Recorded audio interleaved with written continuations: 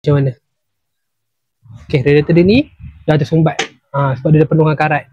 Owner Snow ni dia pakai air pipe saja, dia tak pakai coolant lah.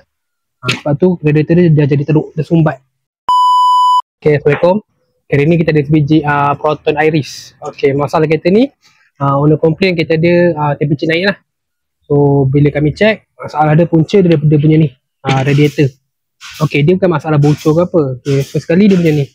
Untuk dalam ni, kita zoom. Tengok dah jadi macam mana. Okay, radiator dia ni dah tersumbat. Sebab dia dah penuh dengan karat. Owner Snow ni dia pakai air pipe saja, dia tak pakai coolant lah. Sebab tu radiator dia dah jadi teruk, tersumbat.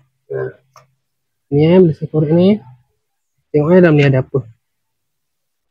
Okay, ni semua kesihatan karat lah. Radiator dia ni ada bengkok lah betul sini. Nampak ni dah ada bengkok. Okay, kami sediakan owner ni untuk tukar yang baru lah. Lepas tu kita akan bersihkan balik mana kesihatan karat semua.